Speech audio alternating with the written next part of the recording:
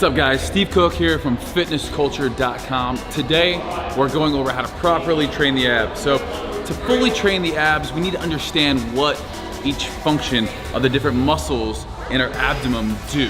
So first and foremost, when you look at the abs, yeah, I just lifted up my shirt. Hopefully I'm lean enough to show you guys. You have all of these, you have the six pack, you have your obliques. So there's a lot to the abs. When we look at it, you have the obliques. These are the external obliques. They run down towards the midline. From there, if you were to peel back that layer, so these are gonna come from side crunches, side knee ups, anytime we're twisting. From there, we have our rectus abdominis, which is really what kind of creates our six pack. In between here, we have tendons that connected all that sheath, and then underneath that, we have our internal obliques. So our internal obliques are actually gonna run the opposite direction. So external obliques are running in towards our midline.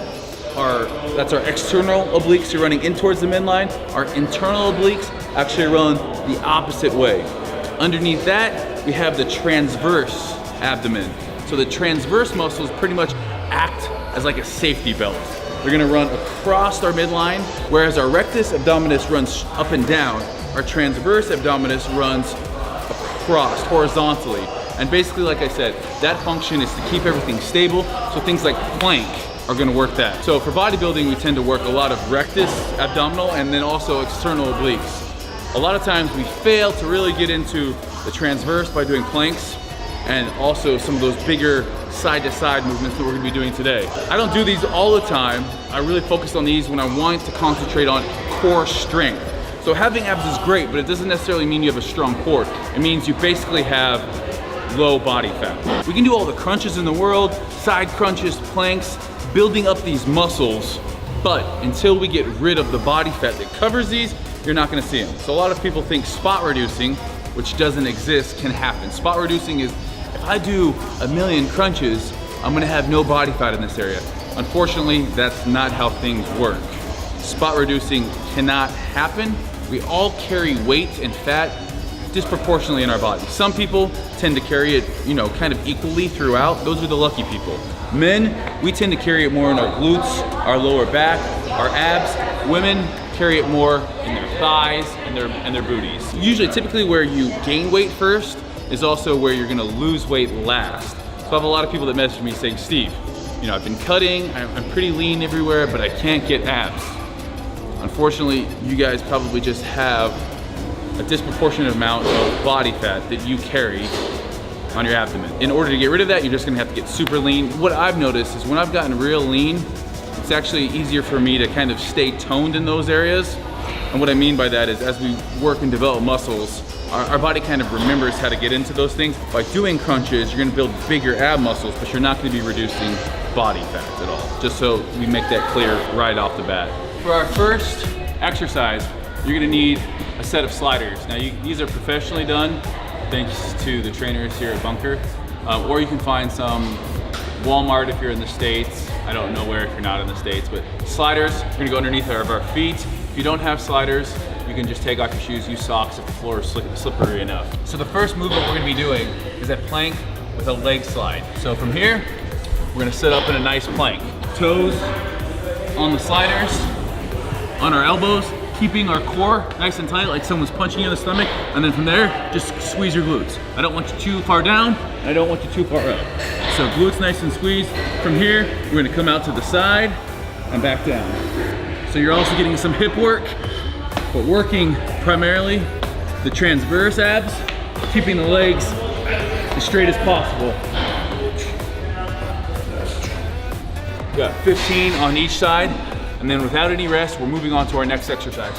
Next exercise is a reverse V-up. From here, we're gonna be almost like we are on the plank, except for we're gonna be on our hands. Our core is still nice and tight, glutes are squeezed.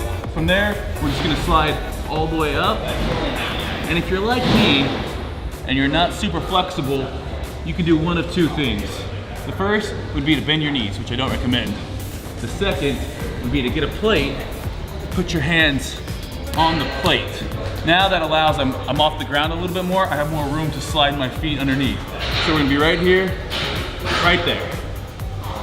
Back to the starting position. 2, 3,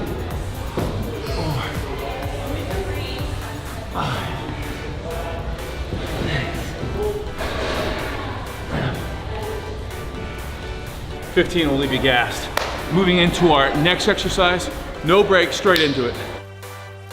The third and final movement in this tricep is a band resisted sit-up. So you're gonna find different bands out there. This one's purple and it has a medium resistance.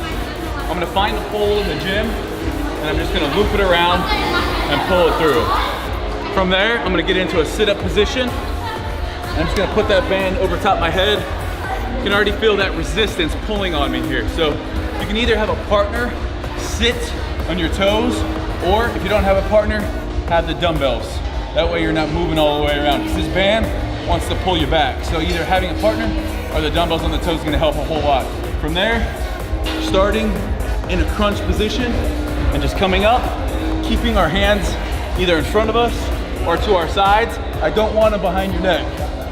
Squeezing, coming back down.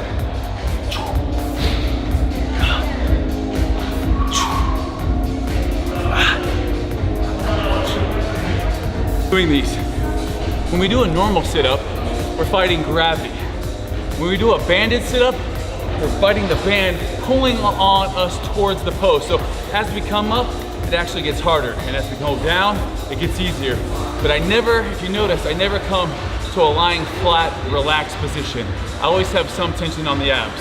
After 15 reps there, we're taking a minute rest, and then we're jumping back into our tricep. We have 3 rounds of each of these. So 3 exercises, 3 rounds.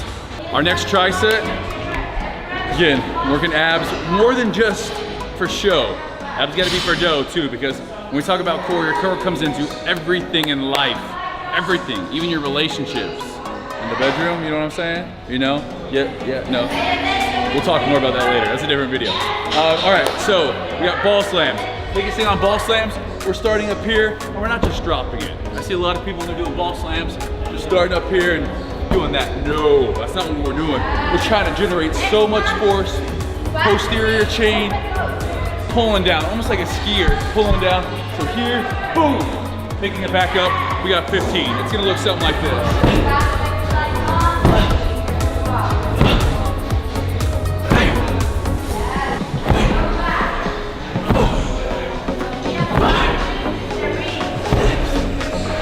Right, straight from there into our sidebar rotations. Biggest thing here, keeping the arms straight. I don't want it too far away from your body either. So we're gonna start off at about 60 degrees, keeping the arms straight as possible, just rotating, fighting on the way down, and come back up. This is working the intercostals, external, internal obliques, all that good stuff. We got 10 each side. Key is to do them nice and slow. Arms straight at all times, fight it.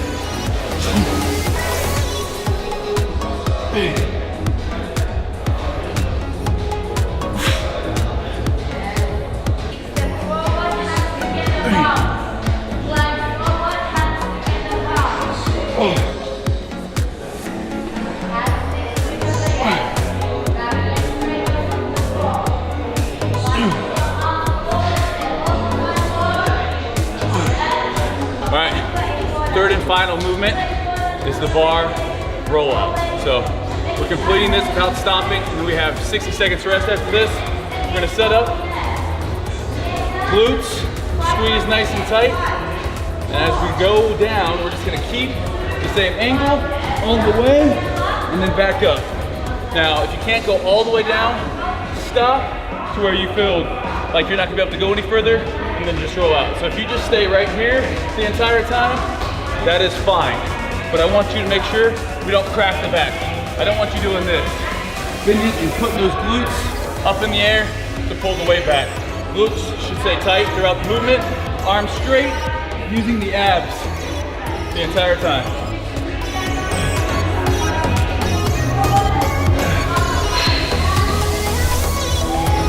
It's one of my favorites because I feel like it really requires you to keep that core tight. You're using your transverse as well as the rectus abdomen. I always have a hard time saying that word, abdomen, abdominal, abdomini, your rectus and your transverse abdomen.